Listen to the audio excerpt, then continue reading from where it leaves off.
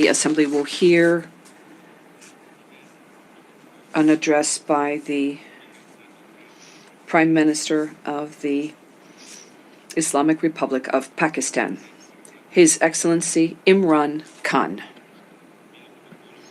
May I request protocol to escort His Excellency.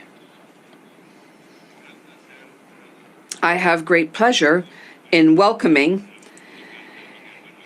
His Excellency Prime Minister of the Islamic Republic of Pakistan, and I invite him to address the General Assembly. Bismillah ar-Rahman ar-Rahim. Iyyaka na'budu wa iyyaka nasta'in. Mr. President, Honorable Secretary General, Excellencies, ladies and gentlemen, I feel honored today to represent my country, to discuss problems that the world is facing. I want to talk about a lot of problems, but just 4 today. And I especially came to this forum despite a difficult time in my country, facing challenges. I would not have come, but because I feel that there are some very urgent problems which the world must address. So first of all, I start with climate change. So many leaders have talked about climate change.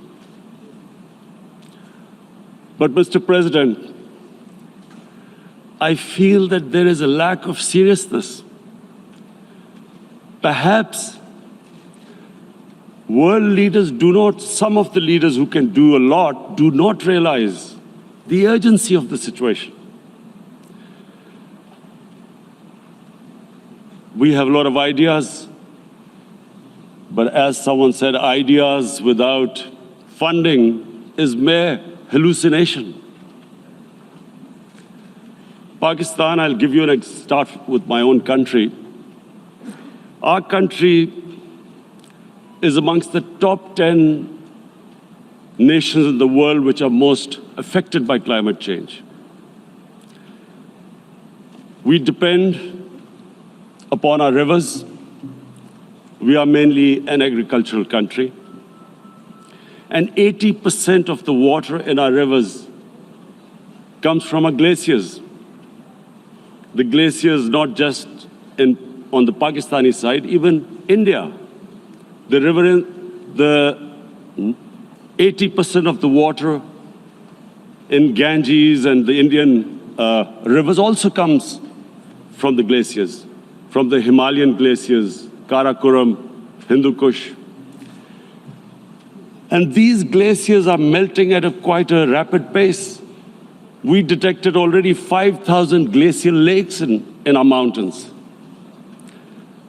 And if this keeps going, if nothing is done, we are scared that humans are facing a huge catastrophe.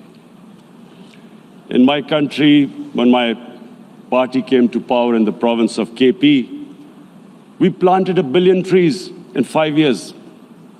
Now we've set ourselves a target of 10 billion trees in Pakistan. Idea being to counter the effects of global warming. But one country cannot do anything. This has to be a combined effort of the world.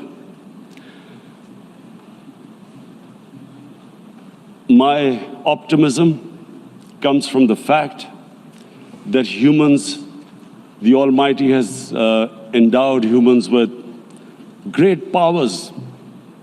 We can do anything, provided our survival instinct is stirred up.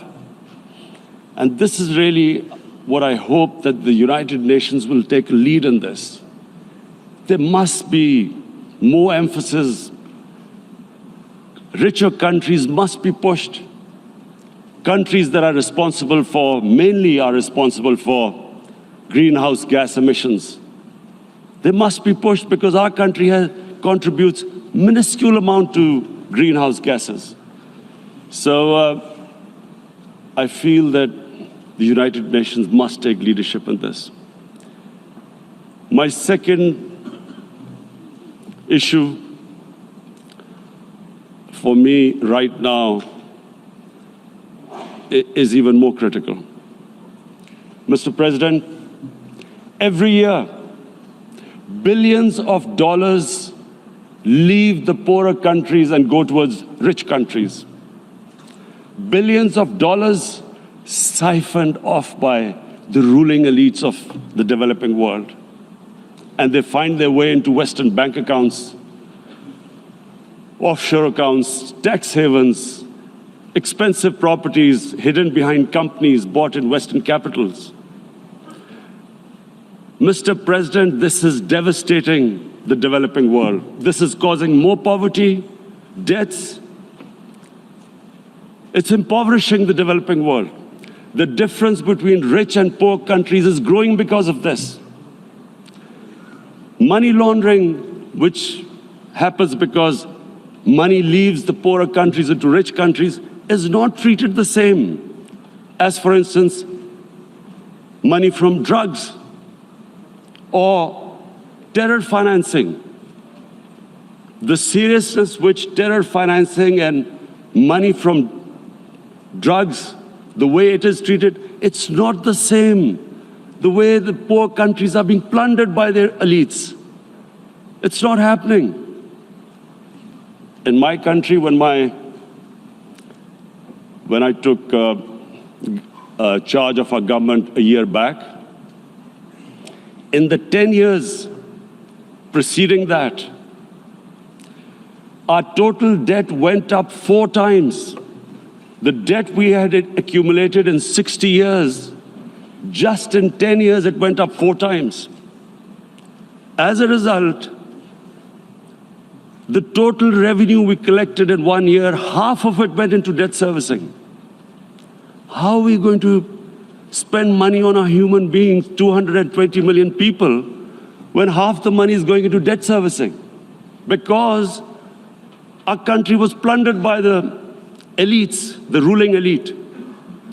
And easily they could get the money out. And when, Mr. President, we located properties in Western capitals bought by this money through corruption and money laundering, located the properties of these corrupt leaders, we find it so difficult to retrieve it. That money, if we retrieved that money, we could spend on our human beings.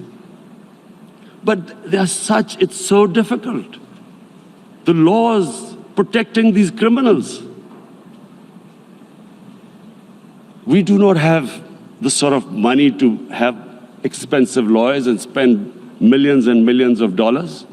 We need help from the rich countries. And Mr. President, it's critical. The rich countries must show political will. They cannot allow this to happen. How can the poor countries spend money on human development, which the United Nations asks, SDG? How are we going to do it when this money can easily leave our countries? So, unless the rich countries intend to build walls to stop economic refugees coming as we see right now, they must take action. They must take action now. It must be a deterrent. Corrupt ruling elites should not be able to take money out easily and park it into foreign bank accounts and into these properties abroad. And I never understand why. Why do we have these tax havens? Why is this allowed? Why shouldn't rich people pay taxes? Why is it legal to have these tax havens where you have these secret accounts? Because, the world is changing. The population of the world is growing. Sooner or later, you're going to have a crisis. If the poor get poorer and the rich get richer, there is going to be a crisis sooner or later. So this is my second point. I hope that the United Nations takes a lead in this. Involvement Bank